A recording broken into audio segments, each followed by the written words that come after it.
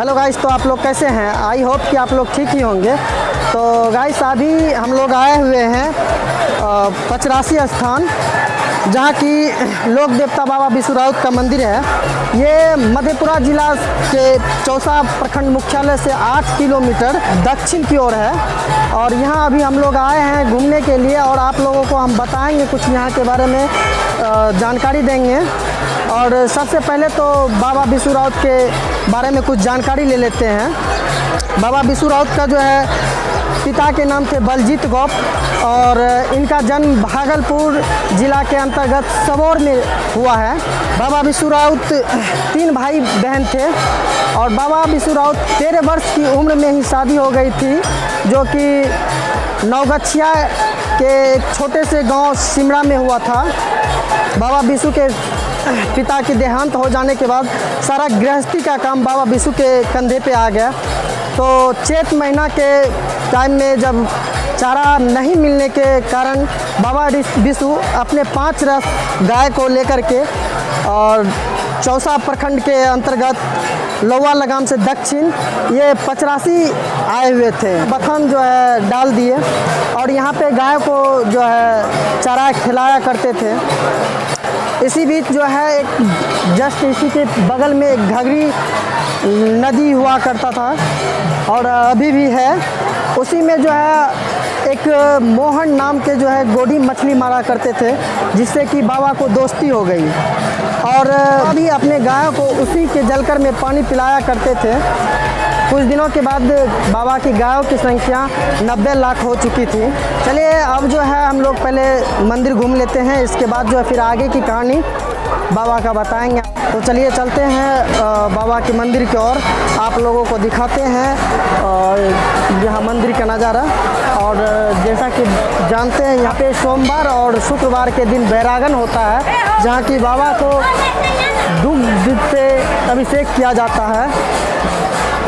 और चलिए मंदिर में जो है बाबा की समाधि का आप लोगों को दर्शन करवाते हैं।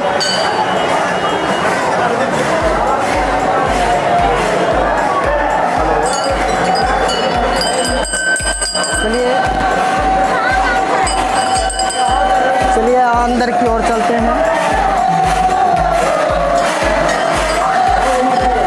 देख रहे हैं जैसा कि यहाँ पे श्रद्धालुओं का कमी नहीं है, और हर एक सोमवार और शुक्रवार यहाँ पे श्रद्धालुओं का भीड़ लगी रहती है।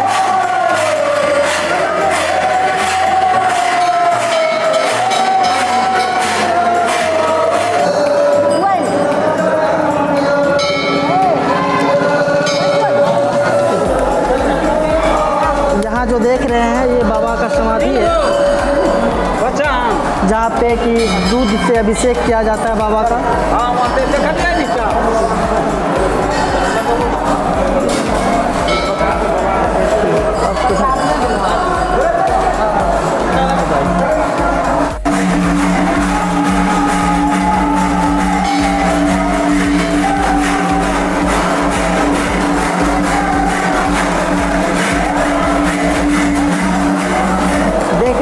बाबा का दूध से अभिषेक किया जा रहा है। तो जो भी श्रद्धालु यहाँ पे आते हैं वो कच्चा दूध लेकर के बाबा का अभिषेक करने के लिए आते हैं। और यहाँ पे ना कि सिर्फ बिहार के ही लोग आते हैं, यहाँ पे बहुत दूर के लोग आते हैं। उत्तर प्रदेश, बंगाल, नेपाल से लोग यहाँ पे आकर के बाबा के समाधि पे दूध का अभिषेक करते हैं। और चलिए मैं आप लोगों को और भी नज़ारा बाहर का दिखाता हूँ।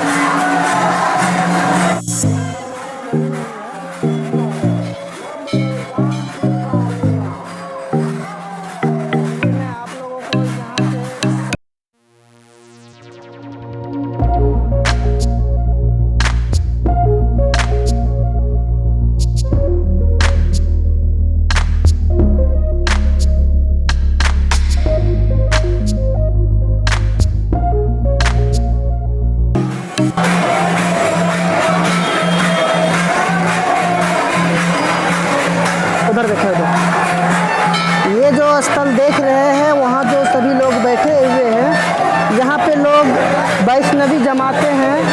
इधर देखिए मंदिर का कार्य प्रगति पे है, इधर भी मंदिर का जो है काम चल रहा है।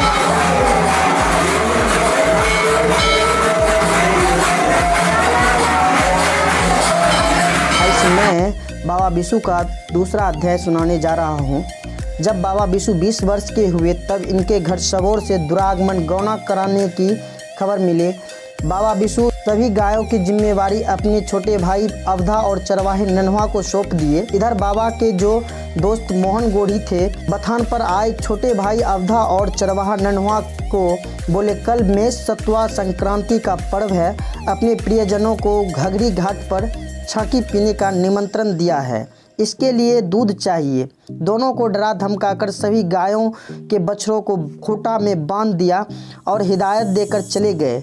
सभी बछड़े भूख से छटपटाने लगे। गायों की दुर्दशा देखकर अवधा और नन्हा बिलख बिलख कर रोने लगे।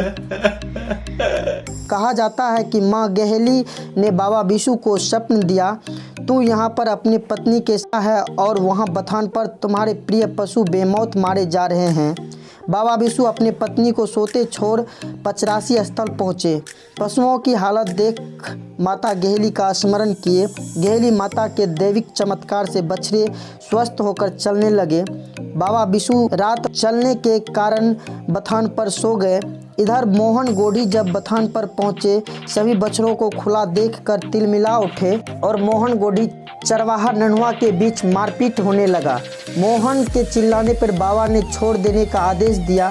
मोहन लंगड़ाते लंगड़ाते अपने घर लौवा लगाम पहुंचे और सारी बात अपनी माँ बौरा योगिन को बताया, जो जादूगरनी थी। बौरा योगिन बेटे की ये हालत देखकर आवेश में माँ बागेश्वरी का स्मरण किया और एक बाघ को बाबा बिशु के बथान पर भेजा। उस समय बाबा बिशु गहरी नींद में सो रहे थे। बाबा के पास करुणा नामक धाकर था, जो बाघ को देखते ही उससे भिड़ गया।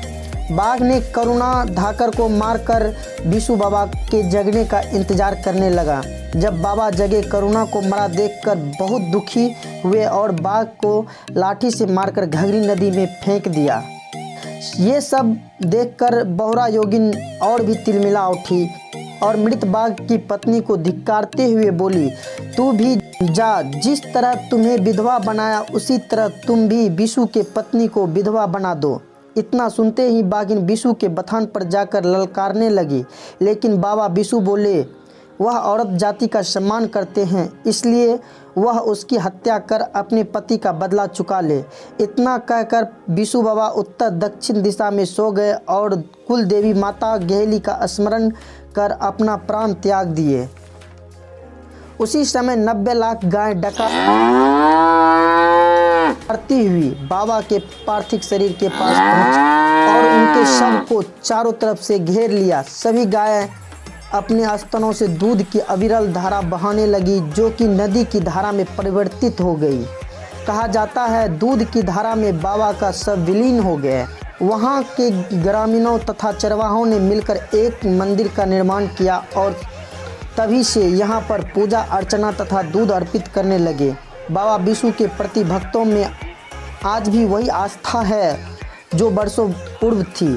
बिहार के अलावा उत्तर प्रदेश, पश्चिम बंगाल और नेपाल के इलाके से भक्तगण कच्चा दूध बाबा की समाधि पर प्रतिवर्ष चढ़ाने आया करते हैं और यहाँ पर 14 अप्रैल से 4 दिवसीय विशाल भव्य मेले का भी आयोजन किया जाता है।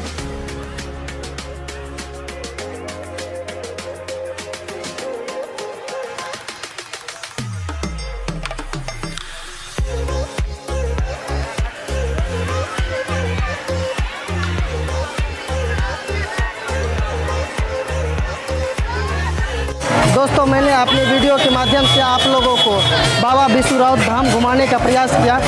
आशा करते हैं आप लोगों को वीडियो अच्छा लगा होगा।